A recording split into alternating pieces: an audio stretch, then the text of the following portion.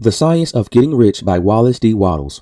This book is pragmatical, not philosophical, a practical manual, not a treatise upon theories. It is intended for the man and woman whose most pressing need is for money, who wish to get rich first and philosophize afterward. It is for those who have so far found neither the time, the means, nor the opportunity to go deeply into the study of metaphysics, but who want results and who are willing to take the conclusion of science as basis for action, without going into all the processes by which those conclusions were reached. It is expected that the reader will take the fundamental statements upon faith, just as he would take statements concerning a law of electrical action if they were promulgated by a Marconi or an Edison, and take the statements upon faith that he will prove their truth by acting upon them without fear or hesitation. Every man or woman does this will certainly get rich, for the science herein applied is an exact science, and failure is impossible. For the benefit, however, of those who wish to investigate philosophical theories and so secure a logical basis for faith, I will here cite certain authorities. The monistic theory of the universe, the theory that one is all and that all is one, that one substance manifests itself as the seeming many elements of the material world, is of Hindu origin. It has been gradually winning its way into the thought of the Western world for over 200 years. It is a foundation of all of the Oriental philosophies and of those of Descartes, Spinoza, Leibniz, Schopenhauer, Hegel, and Emerson. The reader who would dig to the philosophical foundations of this is advised to read Hegel and Emerson for himself.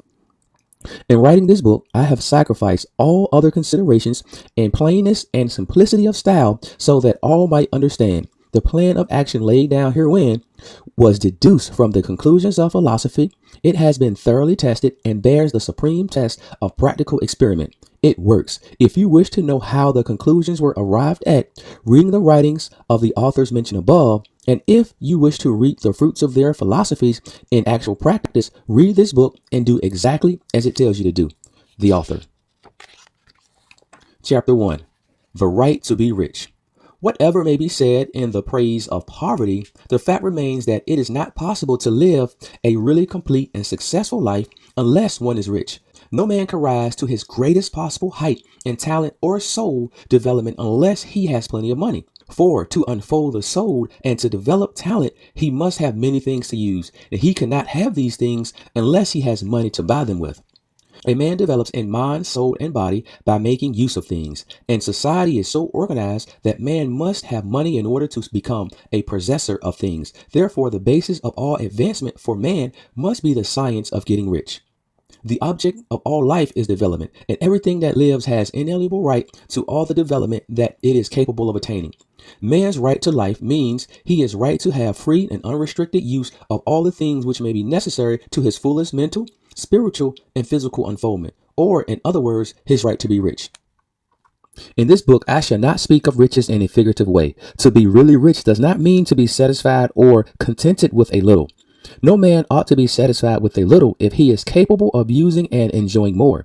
The purpose of nature is the advancement and unfoldment of life. And every man should have all that he can contribute to the power, elegance, beauty, and richness of life. To be content with less is sinful. The man who owns all he wants for the living of all the life he is capable of living is rich, and no man has not plenty of money can have all he wants. Life has advanced so far and become so complex that even the most ordinary man or woman requires a great amount of wealth in order to live in a matter that even approaches completeness. Every person naturally wants to become all that they are capable of becoming. This desire to realize innate possibilities is inherent in human nature. We cannot help wanting to be all that we can be. Success in life is becoming what you want to be. You can become what you want to become only by making use of things, and you can have the free use of things only as you become rich enough to buy them. To understand the science of getting rich is therefore the most essential of all knowledge. A man develops in his mind, soul, and body by making use of things, and society is so organized that man must have money in order to become the possessor of things. There is nothing wrong in wanting to be rich. The desire for riches is really the desire for a richer, fuller, and more abundant life, and that desire is praiseworthy.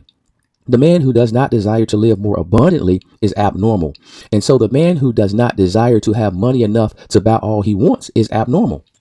There are three motives for which we live: We live for the body, we live for the mind, and we live for the soul. No one of these is better or holier than the other. All are alike desirable. No one of these are better or holier than the other. All are alike desirable. And no one of these three, body, mind, or soul, can live fully if either of the others is cut short of full life and expression. It is not right or noble to live only for the soul and deny the mind or body, and it is wrong to live for the intellect and deny the body or soul. We are fully acquainted with the loathsome consequences of living for the body and denying both mind and soul. And we can see that real life means the complete expression of all that man can give forth through body, mind, and soul. Whatever he can say, no man can be really happy or satisfied unless his body is living fully in every function and unless the same is true of his mind and his soul. Wherever there is unexpressed possibility or function not performed, there is unsatisfied desire. Desire is possibility seeking expression or function seeking performance.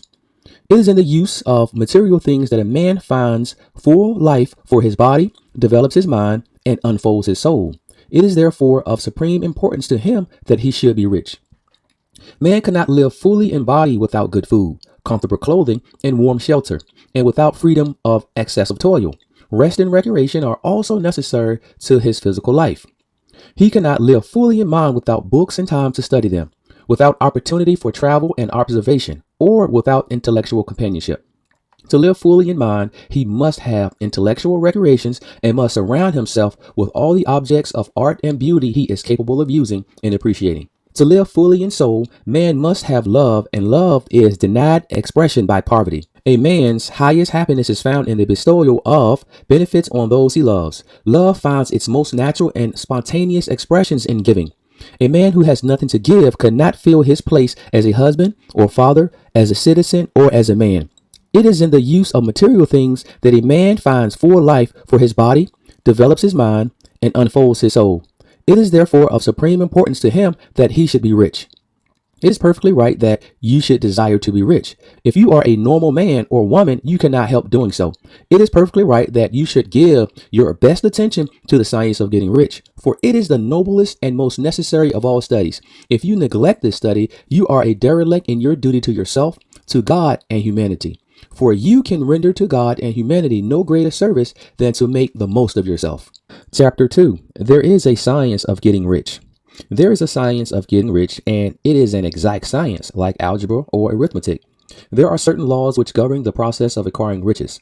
Once these laws are learned and obeyed by any man, he will get rich with mathematical certainty. The ownership of money and property comes as a result of doing things in a certain way. Those who do things in a certain way, whether on purpose or accidentally, get rich, while those who do not do things in a certain way, no matter how hard they work or how able they are, remain poor. It is a natural law that like cause always produce like effects, and therefore any man or woman who learns to do things this certain way will infallibly get rich. Chapter 2. The science of getting rich. There is a science of getting rich, and it is an exact science, like algebra or arithmetic. There are certain laws which govern the process of acquiring riches. Once these laws are learned and obeyed by any man, he will get rich with mathematical certainty.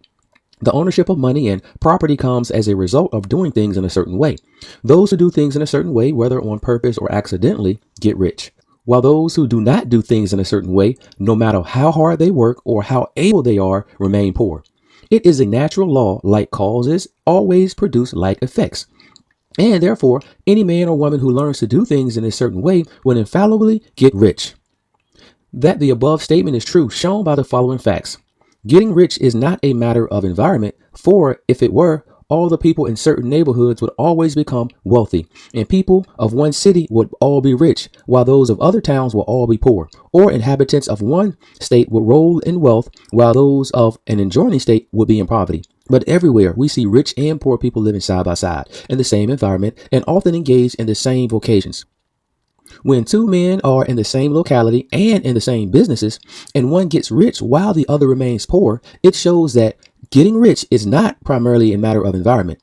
Some environments may be more favorable than others, but when two men in the same business are in the same neighborhood and one gets rich while the other fails, it indicates that getting rich is the result of doing things in a certain way. The ownership of money and property comes as a result of doing things in a certain way. And further, the ability to do things in this certain way is not due solely to the possession of talent, for many people who have great talent remain poor, while others who have very little talent get rich. Studying the people who have got rich, we find that they're an average lot in all respects, having no greater talents and abilities than other men. It is evident that they do not get rich because they possess talents and abilities that other men have not, but because they happen to do things in a certain way. Getting rich is not the result of saving or thrift. Many penurious men are poor, while free spenders often get rich. Nor is getting rich due to things which others fail to do. For two men in the same business often do the exact same things, and one gets rich while the other remains poor or becomes bankrupt. From all these things, we must come to the conclusion that getting rich is a result of doing things in a certain way. If getting rich is the result of doing things in a certain way, and if like causes always produce like effects, then any man or woman who can do things in a certain way can become rich, and the whole matter is brought within him the domain of exact science. The question arises here whether his certain way may not be so difficult that only a few may follow it. This cannot be true, as we have seen so far as natural ability is concerned. Talented people get rich and blockheads get rich. Intellectually brilliant people get rich and very stupid people get rich. Physically strong people get rich and weak and sickly people get rich. Some degree of ability to think and understand is, of course, essential. But insofar natural ability is concerned, any man or woman who have sense enough to read and understand these words can certainly get rich. Any man or woman who has sense enough to read and understand these words can certainly get rich. Also, we have seen that it is not a matter of environment. Location counts for something. One would not go to the heart of Sahara and expect to do successful things. Getting rich involves the necessity of dealing with men and of being where there are people to deal with. And if these people are inclined to deal in the way you want to deal, so much the better. But that is about as far as environment goes. If anybody else in your town can get rich, so can you. And if anybody else in your state can get rich, so can you. Again, it is not a matter of choosing some particular business or profession. People get rich in every business and in every profession, while the next door neighbors in the same location remain in poverty. It is true that you would do best in business which you like and which is congenial to you. And if you have certain talents which are well developed, you will do best in a business which calls for the exercise of those talents. Also, you would do best in the business which is suited to locality.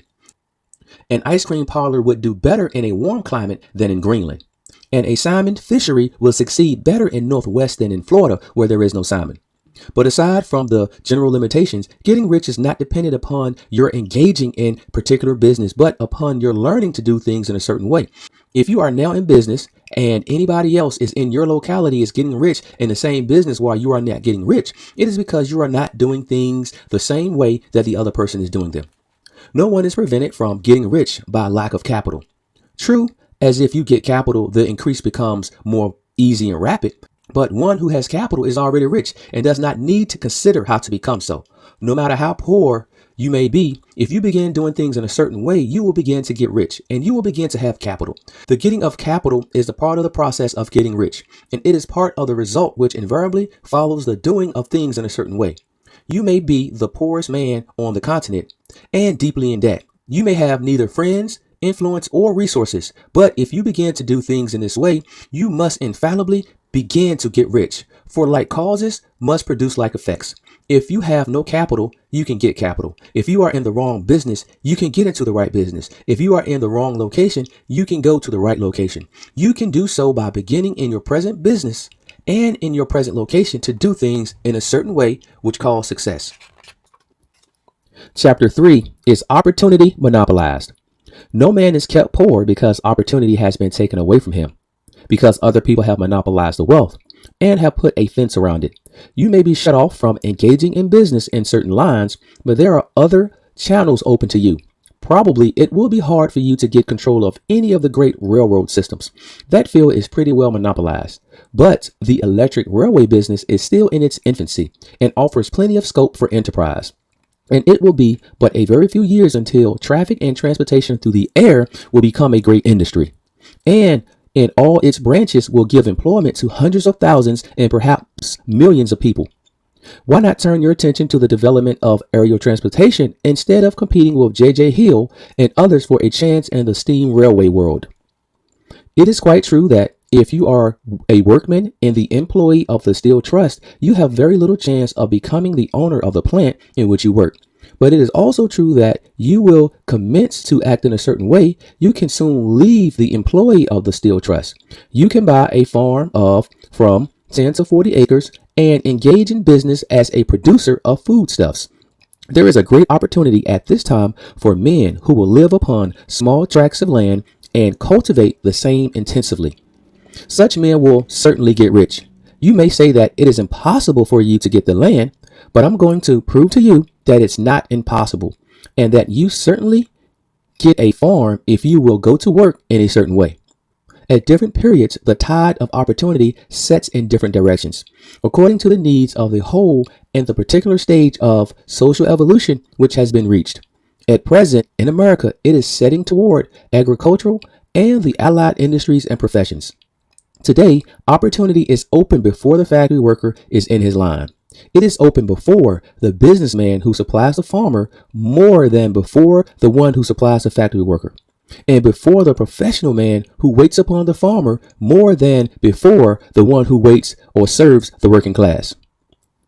At different periods, the tide of opportunity sets in different directions, according to the needs of the whole and the particular stage of social evolution which has been reached. There is abundance of opportunity for the man who will go with the tide instead of trying to swim against it. So the factory workers, either as individuals or as a class, are not deprived of opportunity. The workers are not being kept down by their masters. They are not being ground by the trust or combinations of capital.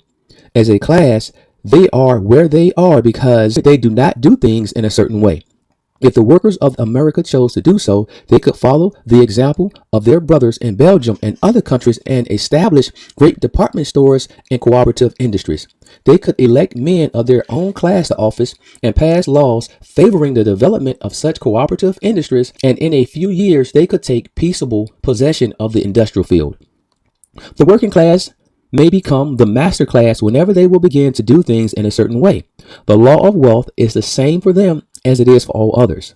This they must learn, and they will remain where they are as long as they continue to do as they do. The individual worker, however, is not held down by the ignorance or the mental slothfulness of his class. He can follow the tide of opportunity to riches, and this book will tell him how. Everything you see on earth is made from one original substance, out of which all things proceed. No one is kept in poverty by the shortness in supply of riches. There is more than enough for all. A palace as large as the capital of Washington might be built for every family on earth from the building material in the United States alone. And under intense cultivation, this country will produce wool, cotton, linen, and silk enough to clothe each person in the world finer than Solomon was arrayed in all his glory, together with food enough to feed them all luxuriously. The visible supply is practically inexhaustible, and the invisible supply really is inexhaustible. Everything you see on earth is made from one original substance, out of which all things proceed. New forms are constantly being made, and the older ones are dissolving. But all are shapes assumed by one thing. There is no limit to the supply of formless stuff or original substance. The universe is made out of it, but it was not all used in making the universe. The spaces in, through, and between the forms of visible universe is permeated and filled with the original substance, with the formless stuff, with the raw materials of all things. 10,000 times as much as has been made might still be made. And even then, we should not have exhausted the supply of universal raw material. There is no limit to the supply of formless stuff or original substance. No man, therefore, is poor because nature is poor or because there is not enough stuff to go around. Nature is an inexhaustible storehouse of riches. The supply will never run short. Original substance is alive with creative energy and is constantly producing more forms. When the supply of building material is exhausted, more will be produced. When the soil is exhausted so that the foodstuffs and the material clothing will no longer grow upon it, it will be renewed or more soil will be made. When all the gold and silver has been dug up from the earth, if man is still at such a stage of social development that he needs gold and silver, more will be produced from the formless. The formless stuff responds to the needs of man, and it will not let him be without any good thing. This is true of man collectively. The race as a whole is always abundantly rich, and if individuals are poor, it is because they do not follow the certain way of doing things, which makes the individual man rich. The formless stuff is intelligence. It is stuff which thinks, it is alive, and it always impelled towards more life. It is the natural and inherent impulse of life to seek to live more. It is the nature of intelligence to enlarge itself, and of consciousness to seek to extend its boundaries and find fuller expression. The universe of forms has been made by formless living substance, throwing itself into form in order to express itself more fully. The universe is a great living presence, always moving inherently toward more life and fuller functioning. Nature is formed for the advancement of life. Its impelling motive is the increase of life.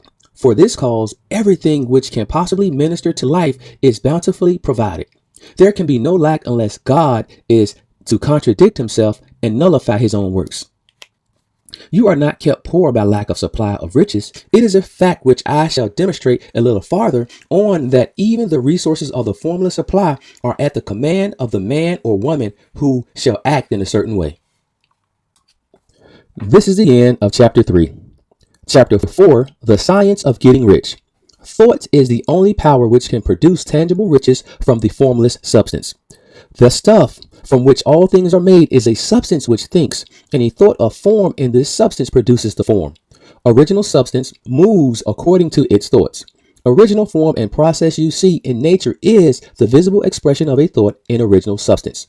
As the formless stuff thinks of a form, it takes that form. As it thinks of a motion, it makes that motion. That is the way all things were created. We live in a thought world, which is part of a thought universe.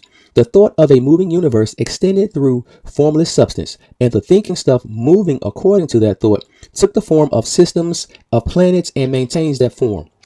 Thinking substance takes the form of its thoughts and moves according to the thought, holding the idea of a circling system of suns and worlds. It takes the form of these bodies and moves them as it thinks, thinking the form of a slow growing oak. It moves accordingly and produces the tree. Though centuries may be required to do the work, in creating the formless seems to move according to the lines of motion it has established. The thought of an oak tree does not cause the instant formation of a full-grown oak, but it does start in motion the forces which will produce the tree along established lines of growth. Every thought of form held in thinking substance causes the creation of the form, but always, or at least generally, all lines of growth and action already established.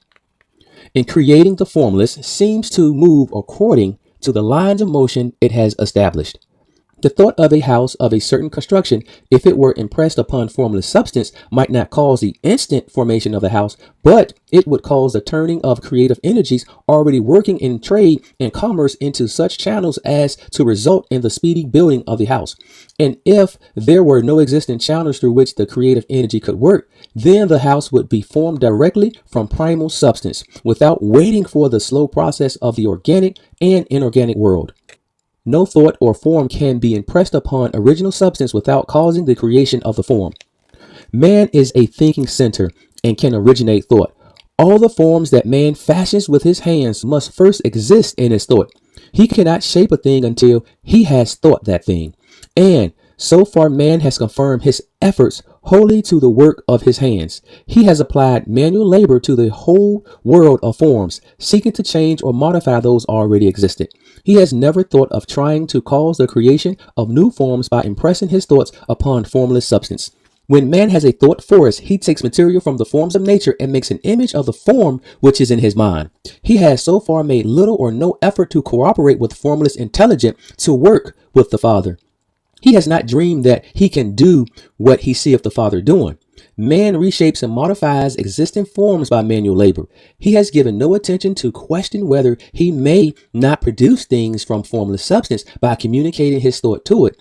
We propose to prove that he may do so. To prove that any man or woman may do so, and to show how, as our first step, we must lay down three fundamental propositions. The three fundamental propositions. We assert that there is one original formless stuff, or substance, from which all things are made. All seemingly many elements are but different presentations of one element. All the many forms found in the organic and inorganic nature are but different shapes made from the same stuff. This stuff is a thinking stuff. A thought held in it produces the form of the thought. Thoughts in thinking substance produces shapes. Man is a thinking center, capable of original thought. If man can communicate his thought to original thinking substance, he can use the creation or formation of the thing he thinks about.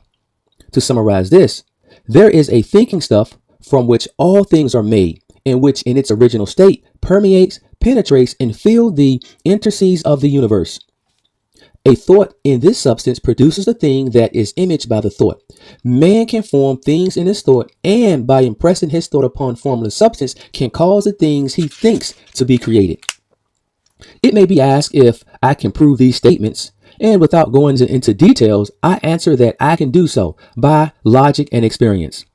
Reasoning back from the phenomena of form and thought, I come to one original thinking substance, and reasoning forward from this thinking substance, I come to man's power to cause the formation of the thing he thinks about.